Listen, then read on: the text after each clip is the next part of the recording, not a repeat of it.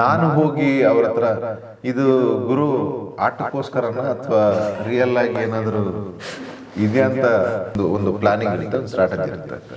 ಅವ್ರು ಮಾಡ್ಕೊಂಡು ಬಂದಿದ್ದಾರೆ, ಅದು ವರ್ಕ್ ಆಗಿದೆ. ಬಿಗ್ ಬಾಸ್ ಶೋನ ನೋಡ್ಬೇಡಿ, ಮಕ್ಕಳಿಗೆ ನಾವು ಏನು ಉದಾಹರಣೆ ಕೊಡ್ತಾ ಇದೀವಿ, ಯಾರ್ದು ಸಾಧಕರು ಅಂತ ಯಾರು ಕೊಡ್ತಾ ಇದೀವಿ. ಆ ರೀತಿ ಮನಸ್ಸಿಗಿಲ್ಲ ಅಂತವ್ರು ನಮಗೆ ಇದಾದವ್ರು ಯಾರು ಅನಿಸ್ಲಿಲ್ಲ. ಸೊ ಹಾಗಾಗಿ ನಾವಾಗೆ. ಮತ್ತೆ ಈಗ ಹೊರಗಡೆ ಅವರು ಅಂತಂದ್ರೆ ಬಾಂಬೆ ಅಂತಂದ್ರೆ ಹಿಂದಿ ಬರಬೇಕು ನಾರ್ಮಲಿ, ಅವ್ರದ್ದು ಕನ್ನಡ ತುಳು ಮಿಕ್ಸ್ ಆಗ್ತಾ ಇತ್ತು.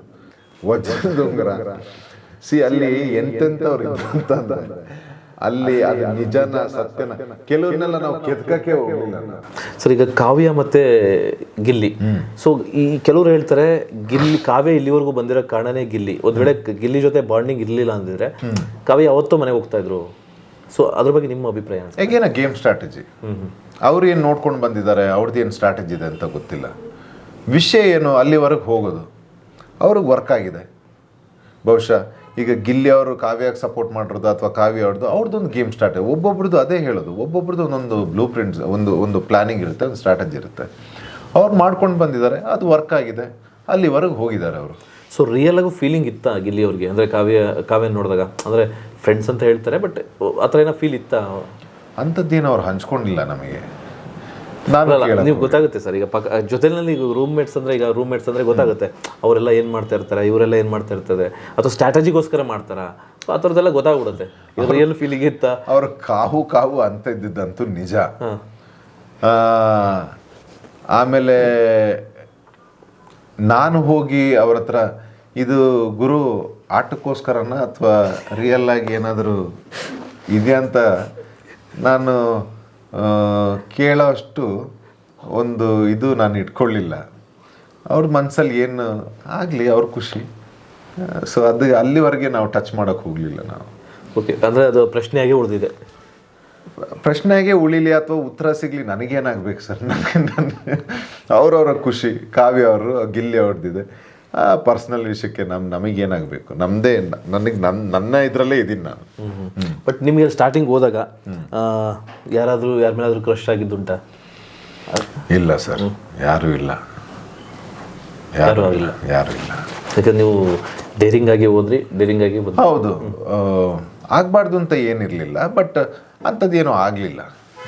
ನಮ್ಮ ಆಟದಲ್ಲೇ ನಾವು ಬ್ಯುಸಿ ಇದ್ವಿ. ಮತ್ತು ಆ ರೀತಿ ಮನಸ್ಸಿಗಿಲ್ಲೋ ಅಂಥವ್ರು ನಮಗೆ ಇದಂಥವ್ರು ಯಾರು ಅನ್ನಿಸ್ಲಿಲ್ಲ.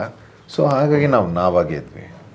ಈಗ ರಕ್ಷಿತಾ ಬಗ್ಗೆ ಕೆಲವೊಂದು ಪಾಯಿಂಟ್ಸ್ ಹೇಳಿದ್ರಿ. ಈಗ ರಕ್ಷಿತಾ ಹಂಗೆ ಗುಂಪು ಕಟ್ಟಿದ್ರು, ಈ ರೀತಿ ಎಲ್ಲ ಮಾಡಿದ್ರು.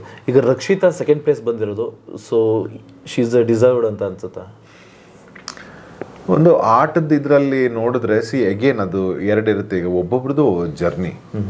ಸೊ ಅಗೇನ್ ಎಂಟರ್ಟೈನ್ಮೆಂಟ್ ಅಂತ ಬಂದಾಗ ಅವರಿಂದ ಜನಗಳಿಗೆ ಎಂಟರ್ಟೈನ್ಮೆಂಟ್ ಆಗಿದೆ, ಅದು ಜಸ್ಟಿಫೈ ಆಗಿದೆ ಅಂತಂದರೆ they deserve, they have come. So ಜನ ತೀರ್ಪು ಕೊಟ್ಮೇಲೆ ಅದು ಈಗ ಒಬ್ಬೊಬ್ರದ್ದು ಐಡಿಯಾ ಇರುತ್ತೆ. ಈಗ ನನಗೆ ಇದನ್ನೇ ಹೇಳೋದು, ಈಗ ವ್ಯಕ್ತಿತ್ವದ ಆಟ. ನಾನು ಅದೇ ಬಿಗ್ ಬಾಸ್ ಅಂತಂದರೆ ವ್ಯಕ್ತಿತ್ವದ ಆಟ. ಈಗ ಇದು ಅದೇ ಕ್ವಶನ್ ಮಾರ್ಕ್ ಬರುತ್ತೆ ಒಂದು ದೊಡ್ಡದು.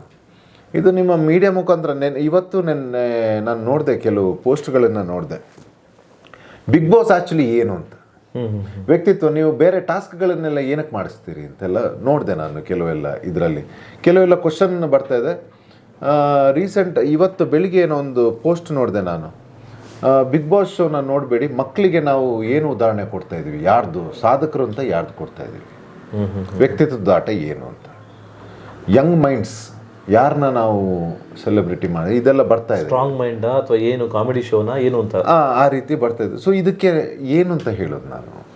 ಸೊ ನಾನೀಗ ನನ್ನ ಪ್ರಕಾರ ಏನಂತಂದರೆ, if it is entertainment programme, ಜನಗಳ ಎಂಟರ್ಟೈನ್ಮೆಂಟ್ ಆಗಿದೆ ಅಂತಂದರೆ ಒಬ್ಬರ ವ್ಯಕ್ತಿಯಿಂದ, ಈಗ ಯಾರು ವಿನ್ನರು ಅಥವಾ ರನ್ನರೋ ವಿನ್ನರು ಅವರಿಂದ ಆಗಿದೆ ಅಂತಂದರೆ ಅದಕ್ಕೆ ನ್ಯಾಯ ದೊರಕಿದೆ ಅಂತಲೇ ನನ್ನ ಪ್ರಕಾರ.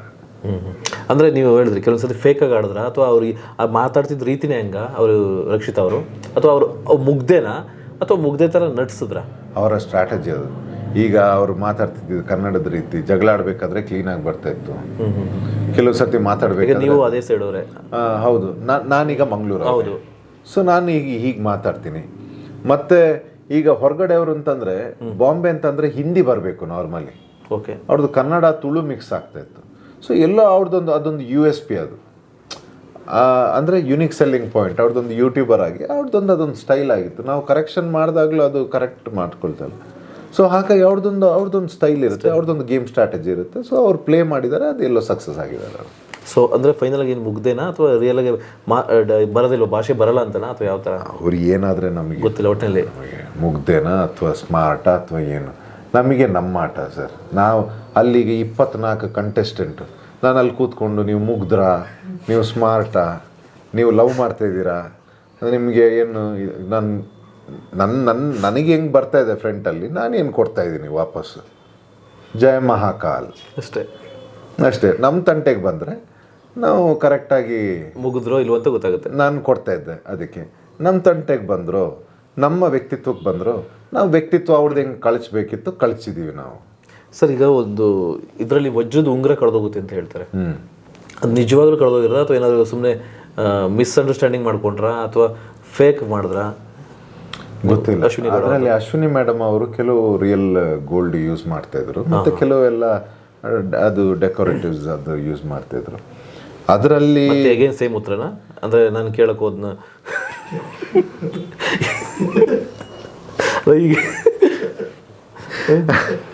ಅಲ್ಲ, ನೀವು ಕೇಳೋದೇನಂತಂದರೆ ನಾನು ಆಟಾಡಕ್ಕೆ ಹೋಗಿದ್ದೀನ ಅಥವಾ ಇದನ್ನೆಲ್ಲ ನಾನು ಬಿಗ್ ಬಾಸ್ ನೋಡ್ಕೊಳ್ಳೋವನ್ನ ಅಥವಾ ಆಟಾಡೋವನ್ನ ಅಂತ. ಹಂಗೆ ಇಲ್ಲ ಅಲ್ಲ, ಹೌದು ನೀವು ಕೇಳಿರೋ ಸುದ್ದಿ ಅಂತೂ ನಿಜ. ವಜ್ರದ ಉಂಗುರ ಅಲ್ಲಿ ಎಂತೆಂಥವ್ರು ಇದ್ದು ಅಂತಂದರೆ ಅಲ್ಲಿ ಅದು ನಿಜನ ಸತ್ಯನ ಕೆಲವನ್ನೆಲ್ಲ ನಾವು ಕೆತ್ಕಕ್ಕೆ ಹೋಗಲಿಲ್ಲ, ನಾವು ಕೆಲವೆಲ್ಲ ಕೆತ್ಕಕ್ಕೆ ಹೋಗಿಲ್ಲ. ಅವ್ರು ಅದನ್ನ ಮಾಡಿದ್ದಾರೆ. ಈಗ ಅದು ಸಿಕ್ಕಿದೆಯೋ ಇಲ್ವೋ, ಸತ್ಯನ ಸುಳ್ಳು, ಆಮೇಲೆ ಕೆಲವೆಲ್ಲ ನಮಗೆ ಬೇಡವಾಗಿರೋದು. ನಮಗೆ ಬೇಡವಾಗಿದೆ ಅಂತ ಅಂದಮೇಲೆ ಅದಕ್ಕೆ ನಾವು ಎನರ್ಜಿ ವೇಸ್ಟ್ ಮಾಡೋದು ತಪ್ಪಾಗುತ್ತೆ. ಸರ್ ಇದೊಂದು ರಿಯಲ್ ಆಗಿ ನಿಮ್ಗೆ ಏನು ಅನ್ಸುತ್ತೆ ಅಂತ ಹೇಳಿ, ಆ್ಯಕ್ಚುಲಿ ಈಗ ಡಾಕ್ ಸತೀಶ್ ಅವ್ರ ವಿಚಾರ ಹೊರಗಡೆ ಎಲ್ಲ ಅದು ಕೆಲವರು ಒಂದೊಂದು ರೀತಿ ಇದು ಮಾಡ್ತಾರೆ. ರಿಯಲ್ ಆಗು ಅವರು ಆ ಥರ ಕಾಸ್ಟ್ಲಿ ಬಟ್ಟೆಗಳು ಹಾಕೋದಾಗಲಿ ಅಥವಾ ನಾಯಿಗಳ ಬಗ್ಗೆ ಹೇಳೋದಾಗಲಿ ಅದೆಲ್ಲ ಏನು ಅನಿಸುತ್ತೆ? ಹೇಗೆ ನೀವು ಪಕ್ಕ ಕೂತಿರ್ತೀರಿ, ಎಲ್ಲೋ ಒಂದು ಕಡೆ ಎಷ್ಟೇ ನಾವು ಸುಳ್ಳು ಹೇಳಿದ್ರು ಎಲ್ಲೋ ಒಂದು ಕಡೆ ಗೊತ್ತಾಗ್ಬಿಡುತ್ತೆ, ಓ ಇವರು ಸುಳ್ಳು ಹೇಳ್ತಾವ್ರೆ ಅಥವಾ ಇವ್ರು ನಿಜ ಹೇಳ್ತಾವ್ರೆ ಅಥವಾ ಈ ಥರ ಇವು ಸುಳ್ಳು ಹೇಳೋದೇ ಒಂದು ಸ್ಟ್ರಾಟಜಿ, ಏನೋ ಒಂದು ಗೊತ್ತಾಗುತ್ತೆ. ನಾನು ಅಷ್ಟು ಕ್ಲೋಸ್ ಆಗಿರಲಿಲ್ಲ ಸತೀಶ್ ಅವ್ರ ಹತ್ರ, ಬಟ್ ಎಷ್ಟು ಮಾತಾಡ್ತೀನಿ. ಮತ್ತು ನನ್ನ ಒಂದು ನೇಚರ್ ಇದೆ, ನಾನು ಯಾವ ವಿಚಾರದ ಬಗ್ಗೆ ಮಾತಾಡ್ತೀನಿ ಅದೇ ಮಾತಾಡ್ತೀನಿ. ಈ ಶರ್ಟು, ಈ ಪ್ಯಾಂಟು, ಈ ಶೂಸ್ ಎಷ್ಟ್ರದ್ದು ಇದೆಲ್ಲ ಜಾಸ್ತಿ ನಾನು ಹೋಗಲ್ಲ ಒಂದು. ಮತ್ತು ಅವ್ರದ್ದೊಂದು ಲೈಫ್ ಸ್ಟೈಲ್ ಇದೆ. ಈಗ ಏನು ಬಿಗ್ ಬಾಸ್ ಬರೋದಕ್ಕಿಂತ ಮುಂಚೆನೇ ಅವರ ಐಡೆಂಟಿಟಿ ಅಂತ ಇರುತ್ತೆ. ಈಗ ಒಬ್ಬೊಬ್ರದ್ದು ಅದೊಂದು ಐಡೆಂಟಿಟಿ. ಈಗ ನೀವು ಹೇಳ್ದಾಗೇ ಭಾಷೆ ಬರುತ್ತೆ ಇಲ್ವಾ, ಇನ್ನೋಸೆಂಟ್ ಥರ ಪ್ಲೇ ಮಾಡ್ತಾರೆ, ಅದೊಂದು ಐಡೆಂಟಿಟಿ ಇರುತ್ತೆ ರಕ್ಷಿತ್ ಅವರು. ಈಗ ಡಾಕ್ ಸತೀಶ್ ಅವರ life style is an identity.